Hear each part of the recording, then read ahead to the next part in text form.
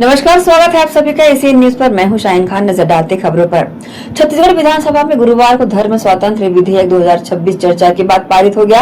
6 अध्याय और 31 प्रावधानों वाले इस विधेयक को सरकार ने सामाजिक समरसता और सांस्कृतिक अस्मिता की रक्षा के लिए बड़ा कदम बताया। इसे लेकर मुख्यमंत्री विष्णुदेव साय ने कहा कि इस ऐतिहासिक दिन पर छत्तीसगढ़ विधानसभा में धर्म स्वातंत्र विधेयक 2026 पास हुआ। इससे लोगों की अज्ञानता और गरीबी का लाभ लेकर उन्हें तमाम प्रलोभन दिए जाते थे और उनका धर्मांतरण किया जाता था, उस पर रोक लगेगी। इसके माध्यम से धर्मांतरण करने और होने वालों को प्राधिकृत अधिकारी के पास जाकर जानकारियां देनी होगी और 1 सप्ताह के अंदर नोटिस जारी होगा। प्राधिकृत अधिकारी 1 महीने के अंदर परीक्षण करेगा। अब कठोर कानून है और इसमें आर्थिक दंड भी ज्यादा है। आज का दिन बड़ा ऐतिहासिक दिन है। आज हिंदू नववर्ष का प्रथम दिन भी है। मैं समस्त छत्तीसगढ़ वासियों को हिंदू नववर्ष की शुभकामनाएं भी देता हूं और आज से नवरात्र भी प्रारंभ हो रहा है, तो नवरात्र की भी पूरे प्रदेशवासियों को शुभकामनाएं और माता रानी का आशीर्वाद छत्तीसगढ़ पर हमेशा बना रहे, छत्तीसगढ़ में खुशहाली हो। और आज की इस ऐतिहासिक दिन में छत्तीसगढ़ विधानसभा में धर्म स्वातंत्र विधेयक 2026 पास हुआ है और इस बिल के पास होने से जो लोगों की अशिक्षा का, गरीबी का, अज्ञानता का लाभ लेकर उनको लोभ प्रलोभ देकर उनका धर्मांतरण करते थे, उस पर रोक लगेगी। अब इस विधेयक के माध्यम से जो धर्मांतरण करने वाले भी हैं और धर्मांतरण होने वाले हैं, उनको प्राधिकृत अधिकारी के पास जाकर जानकारी देनी पड़ेगी और 1 सप्ताह के अंदर नोटिस वगैरह जारी होगा। जिला के कोई वेबसाइट में इश्तेहार भी जारी होगा और प्राधिकृत अधिकारी 1 महीने के अंदर सारे आवेदन की परीक्षण करके इसमें किसी तरह का लोभ प्रलोभ, भय आदि का समावेश तो नहीं है और वो अनुमति 1 महीने के अंदर में प्राधिकृत अधिकारी देगा, तभी धर्मांतरण हो पाएगा। अन्यथा लोभ प्रलोभ या शिक्षा ज्ञानता को लेकर अब धर्मांतरण करने वाले धर्मांतरण नहीं कर पाएंगे। नहीं, इसको पूरा नहीं कर पाया हूं ना। अभी तो ये जो बिल है, बड़ा पहले भी बिल था 1968 का, लेकिन वो कमजोर था और उसके कारण धर्मांतरण करने वाले लोग उसका लाभ लेते थे और धर्मांतरण कराते थे। लेकिन अब वो कठोर कानून है, इसमें आर्थिक दंड भी ज्यादा है और आजीवन कारावास तक की सजा है। इसलिए अब निश्चित रूप से इस तरह के धर्मांतरण में प्रतिबंध लगेगा। छत्तीसगढ़ बहुप्रतीक्षित विधेयक आखिरकार विधानसभा में पेश किया गया। गुरुवार को डिप्टी सीएम विजय शर्मा ने धर्म स्वातंत्र विधेयक पेश किया।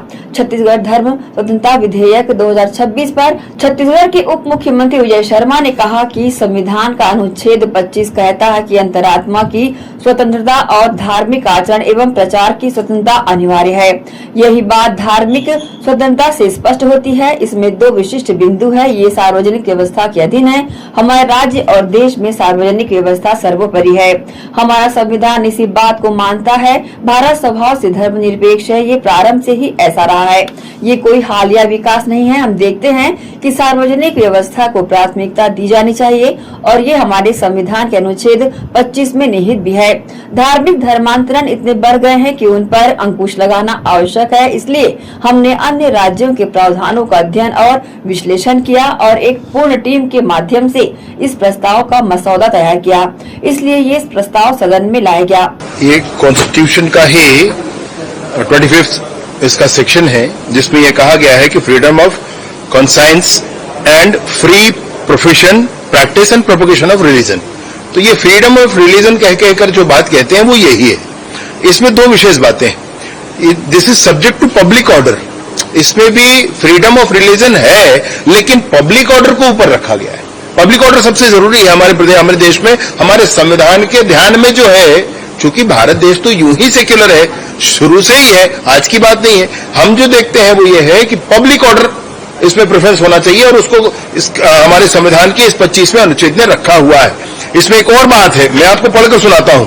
Nothing in this article shall affect the operation of any existing law. Nothing in this article shall affect the operation of an existing law. कोई भी प्रावधान है तो उसके ऑपरेशन को रोकेगा नहीं है। दूसरा, और prevent the state from making any law. State को भी ये जो आर्टिकल है कोई लॉ बनाने से रोकता नहीं है। इट्स रिटन स्पेशली, नहीं है हमने समझा नहीं है भाई, लिखा है इस पे कि नहीं रोक सकते, और ऐसा ही है। अभी सुप्रीम कोर्ट में भी जितने पिटीशन लगे हैं, सुप्रीम कोर्ट ने स्टे नहीं किया। इसलिए नहीं किया क्योंकि संविधान ये कहता है, संविधान तो हम सबसे ऊपर ही है ना, तो संविधान ये कहता है, इसलिए सुप्रीम कोर्ट ने भी कहीं स्टे नहीं किया। सुनवाई क्यों नहीं होगी?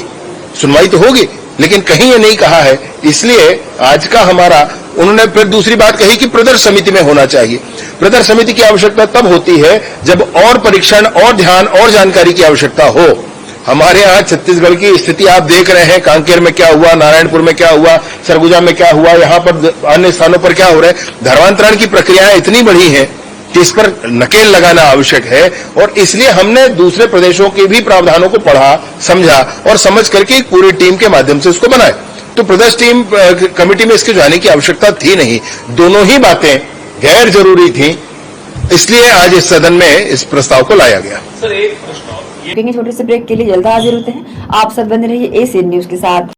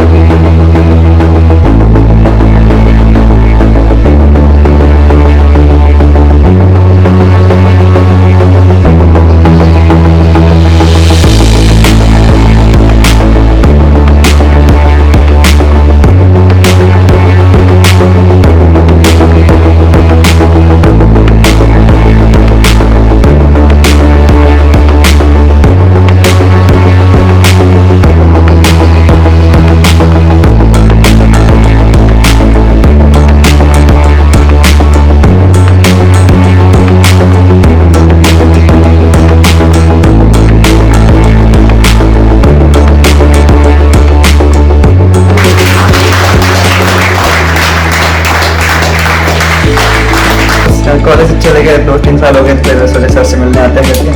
11th में यहीं थे, फिर कोटा जाने के बाद वापस यहीं आए, तो सर के साथ अच्छा खासा अनुभव रहा। मतलब सर ने हमारे क्लास के बीच में ऐसे बहुत सारी बातें बोली, और इतनी बातें बोली कि सर हमारे लिए सुल्तान रहा है। मैंने नीट 2025 में 602 मार्क्स लाए, जिससे मेरी AIR बनी 12 from grade 39, और मेरी फिजिक्स में परसेंटाइल थी 99.97, और इसका क्रेडिट जाता है सलीम सर को। मैंने रूबी फिजिक्स ज्वाइन किया था 11th क्लास में मिड सेशन, क्योंकि मेरे कंसेप्ट्स क्लियर नहीं थे and I was struggling a lot in the subject, but sir accepted me straight away in his classes. वो क्लास ज्वाइन करने के बाद I had developed a curiosity for the subject. Class में बैठ के मज़ा सा आने लग गया पढ़ाई करने में। उनकी समझाने का तरीका, उनके wide variety of numericals and test से मैंने एक रैपिड इम्प्रूवमेंट देखा मेरी प्रोग्रेस में। सर अपने बच्चों को बहुत अच्छे से जानते थे। ही न्यू कौन से कंसेप्ट में ज़्यादा टाइम देना है, किस में डिफिकल्टी आ रही है हमें, एंड ही ऑलवेज लाइक सबको साथ लेके चलते थे वो। सलीम सर ने हमेशा हमें अपने बच्चों के समान रखा है।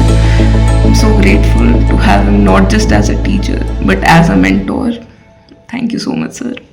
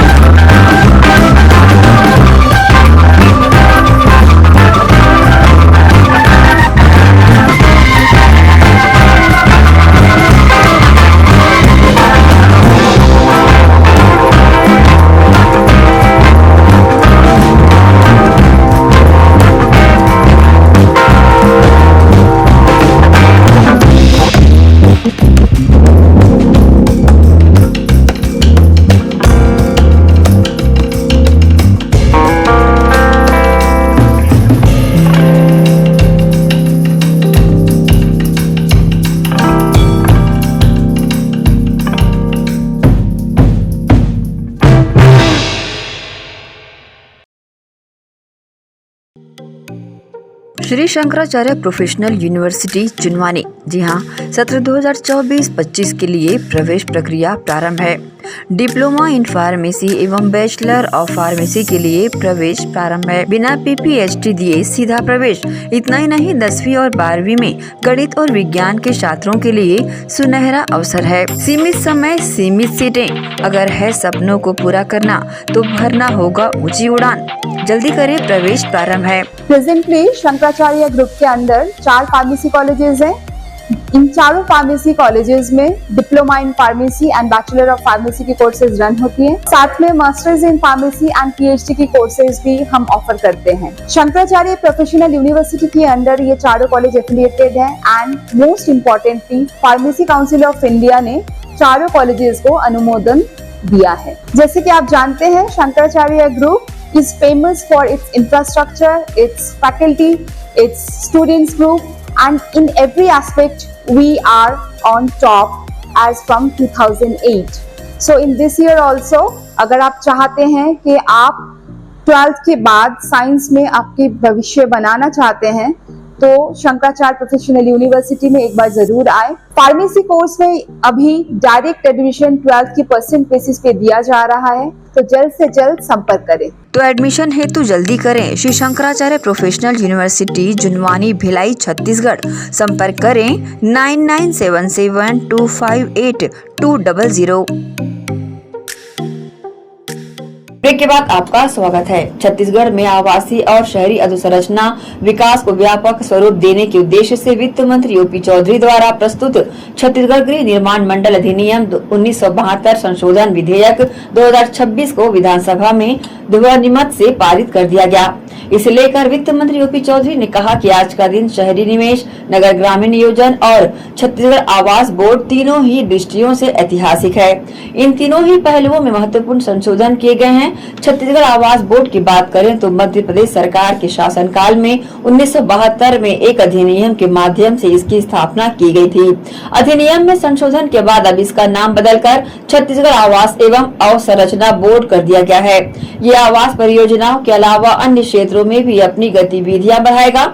इसके पास बड़ी संख्या में इंजीनियर हैं। उनका बेहतर उपयोग करके आवास बोर्ड राज्य के विकास में अधिक प्रभावी ढंग से योगदान दे सकेगा। इसके अलावा आवास बोर्ड एक स्व वित्त पोषित संस्था है जो अपने लाभ के लिए काम करती है। चूँकि यह स्वयं वेतन का भुगतान करता है, इसलिए ये अन्य एजेंसियों और संस्थानों से अधिक कार्य प्राप्त कर सकेगा, जिससे इसकी वित्तीय स्थिति और भी मजबूत होगी।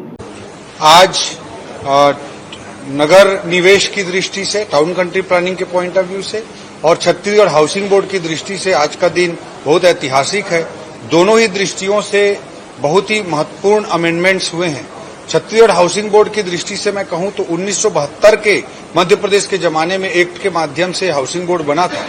उसका आज उसमें संशोधन के साथ नामकरण में थोड़ा परिवर्तन करते हुए Chhattisgarh housing and infrastructure board हो जाएगा। ये आवास के साथ साथ अब अधोसंरचना संबंधी कार्यों की ओर भी अपनी गतिविधि को विस्तारित करेगा।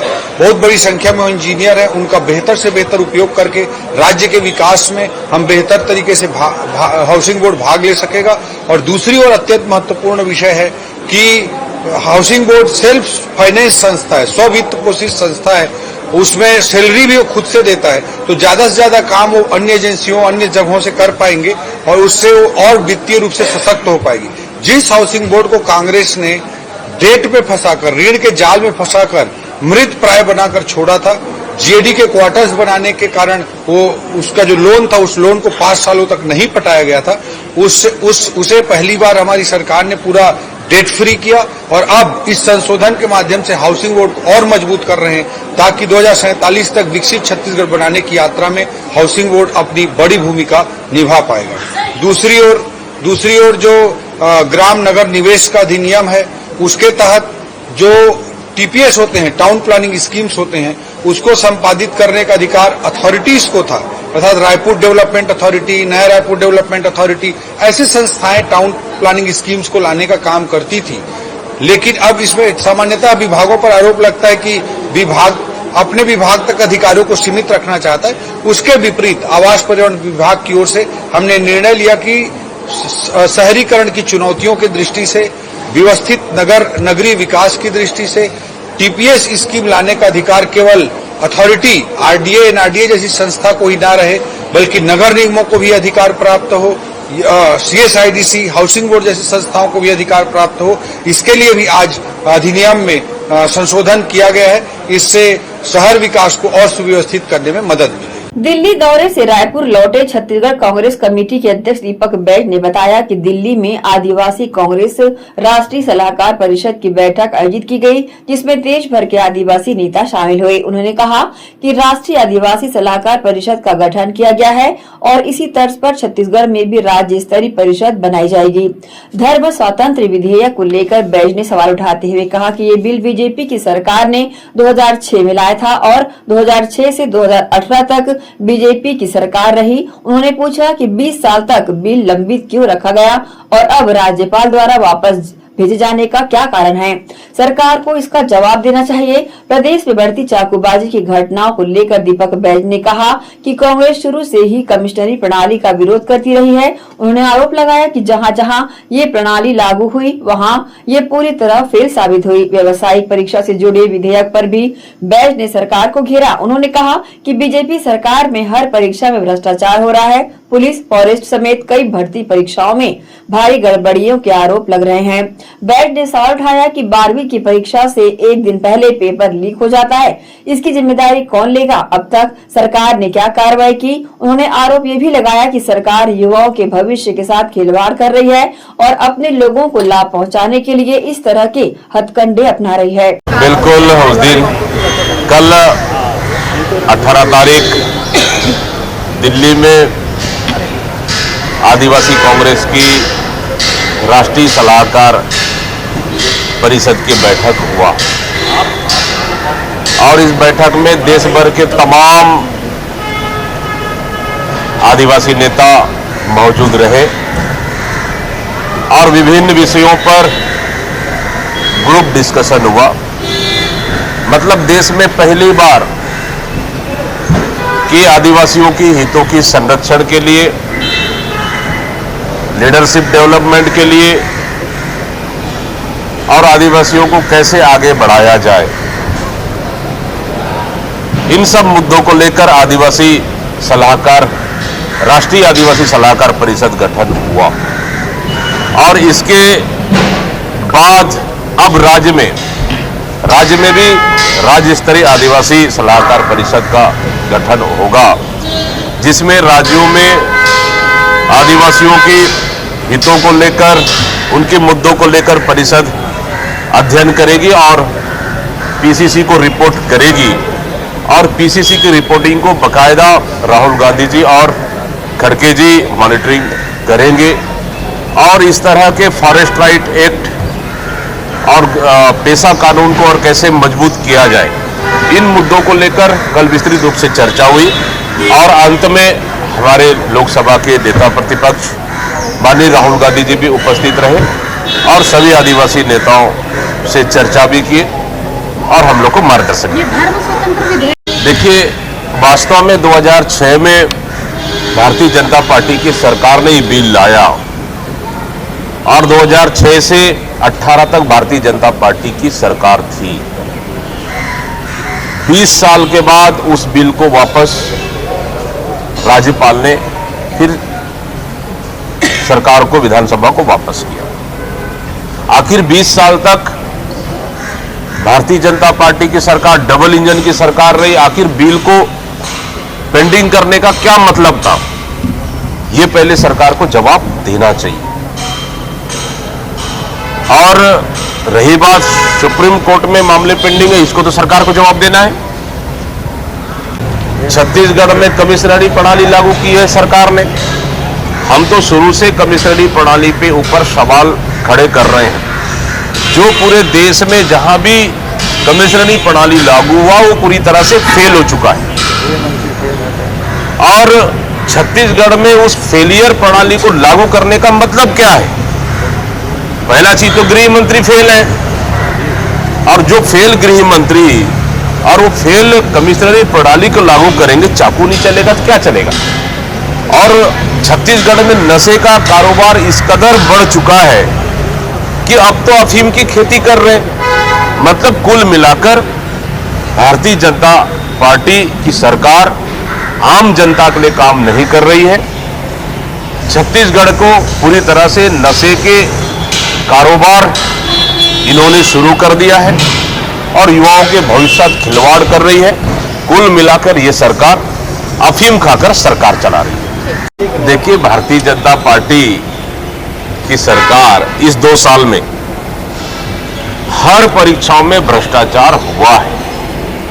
चाहे पुलिस विभाग का परीक्षा देखें, चाहे पीडब्ल्यूडी विभाग की परीक्षा देखें, फॉरेस्ट की परीक्षा देखें, आरआई की परीक्षा देखें, हर परीक्षा में घोटाला हुआ है, भ्रष्टाचार हुआ है। और अब तो 12वीं की परीक्षा के एक दिन पहले पेपर लीक हो जा रहा है, तो इसका जवाबदार कौन है? पहले इसको तो जवाब दे। उस पर अभी तक सरकार ने क्या एक्शन लिया? पहले सरकार इसको तो जवाब दे। मतलब कुल मिलाकर छत्तीसगढ़ के युवा बेरोजगार और आने वाले पीढ़ी के साथ यह सरकार पूरी तरह से धोखा दे रही है और कहीं न कहीं ये सरकार अपने लोगों को एडजस्ट करने के लिए इस तरह की हथकंडे अपना रही है। और कांग्रेस ने हमेशा देश की एकता, भाईचारा और शांति के लिए सभी धर्मों का सम्मान किया है। लेकिन भारतीय जनता पार्टी ने सिर्फ अपनी वोट बैंक की राजनीति के लिए, वोट बैंक की ध्रुवीकरण के लिए जाति और धर्म के आधार पर देश को बांटने का काम भारतीय जनता पार्टी ने किया है। रुकेंगे एक छोटे से ब्रेक के लिए, जल्द हाजिर होते हैं। आप सब बने रहिए एसीएन न्यूज के साथ।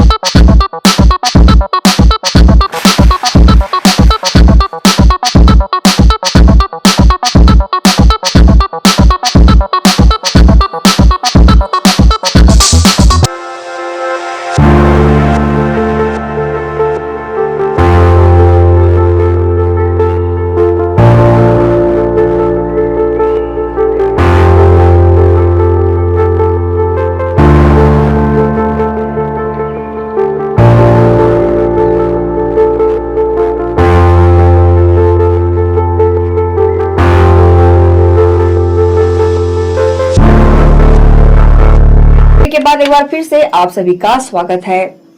अंबिकापुर में नकली सोने के नाम पर लाखों की ठगी करने वाले अंतर्राज्यीय गिरोह का पर्दाफाश करते हुए सरगुजा पुलिस ने बड़ी सफलता हासिल की है।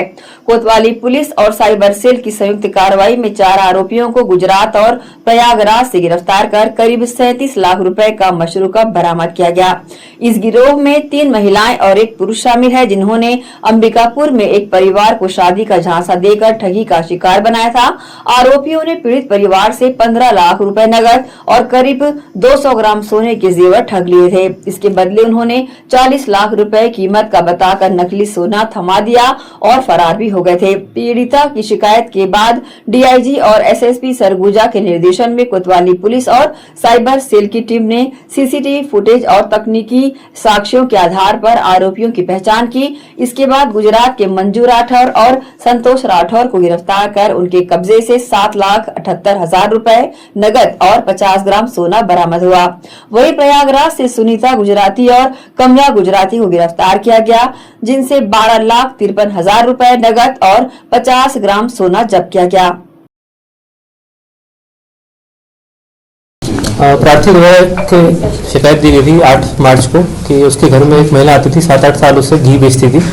तो उसके द्वारा बोला गया कि उसके घर में शादी है और उसके पास सोने का टुकड़ा है, तो उसके बदले में उसको अर्जेंट में गहनों की आवश्यकता है। तो प्रार्थी से उसने गहने लिए, साथ में 15 लाख रुपए लिए उस सोने के टुकड़े के एवज में। तो बाद में प्रार्थी को पता लगा कि उस सोने का टुकड़ा नकली था और वो ठगा गया है। तो उस संबंध में उसने शिकायत दर्ज की। शिकायत प्राप्त होने पर अपराध पंजीबद्ध किया गया और डीआईजी सर के निर्देशन में एक विशिष्ट टीम गठित किया गया, जिसमें सीसीटीवी कैमरों को देख के और तकनीकी साक्ष्य के माध्यम से आरोपियों की पता तलाशी की गई। साइबर टीम की मदद ली गई तो इससे ज्ञात हुआ कि आरोपी गुजरात में है। तो तुरंत टीम रवाना करके गुजरात भेजी गई, जहां पर जो मुख्य आरोपी थी मंजू राठौर, उसके साथ उसका साथी संतोष राठौर भी वहां से मिला। इनको अभिरक्षा में लिया गया और उनके पास से 7,78,000 रुपए और साथ में सोने का कड़ा बरामद हुआ, जो लगभग 50 ग्राम का था। उनसे पूछताछ में बताया गया कि उनके अन्य साथी प्रयागराज में है। तो तुरंत पुनः टीम रवाना करके प्रयागराज भेजी गई, जहाँ पे उनके अन्य 2 साथी, उनके नाम सुनीता गुजराती और कमला गुजराती है, जो उस समय प्रयागराज में रहते थे, परंतु उनका असली यहाँ वही था गुजरात में, धांगतारा में। उनके पास से 12,53,000 रुपए और एक और सोने का कड़ा बरामद किया गया।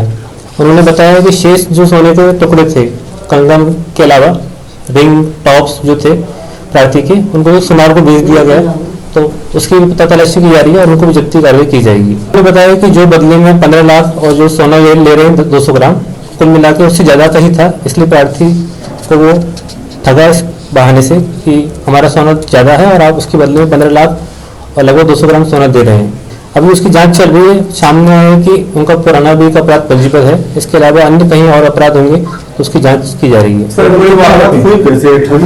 ठीक के पास जो आरोपी है 7-8 सालों से घी सप्लाई करती थी, तो उसको भरोसा पहले से था आरोपी के ऊपर और जान पहचान थी। तो उस कारण जो उसने दिखाया है कि प्रार्थी को कि उसको आवश्यकता है, तो प्रार्थी ने भरोसे में आके उसको सोने के टुकड़े के बदले में अपना खुद का सोना और साथ में पैसे दे दिए। अभी 4 आरोपी गिरफ्तार हुए हैं। इसके अलावा जिसको सोना बेचा गया है या अन्य जो भी जांच में आगे सामने आएंगे उनकी गिरफ्तारी की जाएगी। सम्मोहन जैसे अभी जांच में नहीं आया। हालांकि प्रार्थी का कहना है कि उस समय जब वो घर पर आए थे लेने के लिए, तो उसको इस तरह से प्रभावित किया अपने बातों से कि उसने सोने के टुकड़े के बदले में अपना खुद का सोना और पैसे दे दिया था। जैसा भी आपको बताया, अभी तक जांच में एक मामला और सामने आया इस तरह का।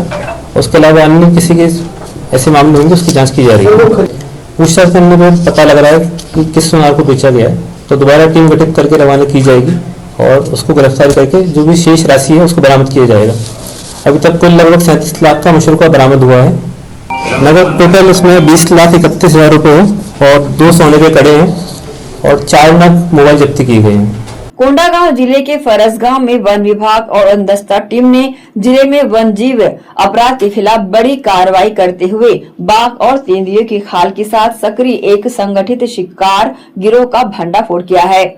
मुख्य वन संरक्षक आलोक कुमार तिवारी के निर्देशन एवं वन मंडल अधिकारी रंगनाथा रामाकृष्ण वाय के मार्गदर्शन में की गई। इस कार्रवाई में 7 आरोपियों को गिरफ्तार किया गया है। वन मंडल दंतेवाड़ा, बीजापुर, इंद्रावती, टाइगर रिजर्व, राज्य स्तरीय उड़नदस्ता दल एवं वन्य जीव अपराध नियंत्रण ब्यूरो की संयुक्त टीम ने योजनाबद्ध तरीके से घेराबंदी कर आरोपियों को पकड़ा।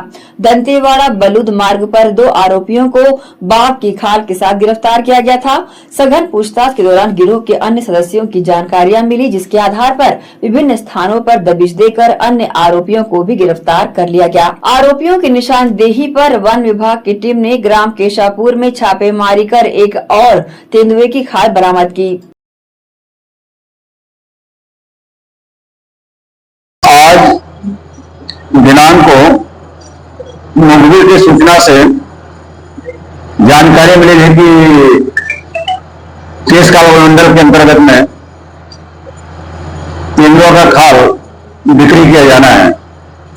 इस संबंध में राज्य स्तर से वाइल्ड लाइफ सेंचुरी के रायपुर से भी स्टाफ आए हुए थे। उनके नेतृत्व मार्गदर्शन में और केस का मंडल के वन अधिकारी के निर्देशन पर उप मंडल फरसगांव में बड़े डोंगर रेंज, जो हमारे फरसगांव से बड़े डोंगर जाने के मार्ग पर बैलगांव में अपराधियों को पकड़ने के लिए स्टाफ वन मंडल स्तर से स्टाफ का गठन किया गया था। राज्य स्तर के स्टाफ भी रहे और यहाँ उपमंडल के स्टाफ रहे। गठित की गई स्टाफ ने अपना ग्रामीण वेशभूषा में अपराधियों से तेंदुओं का खाल खरीदने के उद्देश्य से उनके सौदा किया गया और बेलगांव में उन्हें ला करके तेंदुओं का खाल देने का प्रयास किया। उसी समय हमारे केस का वन मंडल के समस्त स्टाफ आजू बाजू फैले हुए थे। 7 नवंबर के स्टाफ हमारा राज्य स्तर के थे। उनके साथ मिलकर के संयुक्त रूप से तेंदुओं का खाल को रंगे हाथ पकड़ा गया, जब्त कर उसको फरसगांव में ला करके विधिवत कार्रवाई की जा रही है। वहां पर उनका पंचनामा बयान, मौका का पंचनामा दिया गया है। इस संबंध में परिसर रक्षक भंडार मंडी जो सर्किल प्रभारी है, उनके द्वारा वन अपराध वन संरक्षण अधिनियम 1972 के तहत प्रकरण दर्ज किया गया है। 19/416/13/19/2026 अपराध दर्ज किया गया है, जिसमें 7 अपराधी आरोपी जो है अपने सुपुर्द में अभी है, पकड़े हैं। और ये लोकल यहाँ फरसगांव आसपास के अपराधी नहीं है। इसमें जो है ज्यादा एक जो है पंचपई का है, 2 दंतेवाड़ा जिला से भी है, दंतेवाड़ा का रहने वाला है और बास्ताना का रहने वाला बास्ताना वहां से जिला बस्तर से भी है और तहसील दंतेवाड़ा से और है, बोधम गांव से भी है और एक है चौड़न गांव से भी है, बेनों में आता है वो कोंडागांव से, और बाघमुंडी पनेरा का निवासी जिलम से है। और ये पूरी तरह संभाला ये नारायणपुर जिला से और अपराधी है जो इनके कथन में आए हैं। मुख्य रूप से अपराधी है जो रहने वाले जो है वो मुख्य रूप से जो है बोरावंड है, परिक्षेत्र बेनूर, थाना बेनूर, नारायणपुर जिला का निवासी है। उनको भी पकड़ कर अभी लाया जाएगा कल सुबह। इसमें 8 अपराधी संलिप्त है और विधिवत कार्रवाई करते हुए इनको कोर्ट चालान की जाएगी। इसी के साथ ही आप लेंगे इजाजत। आप सब बने रहिए एशियन न्यूज के साथ। नमस्कार।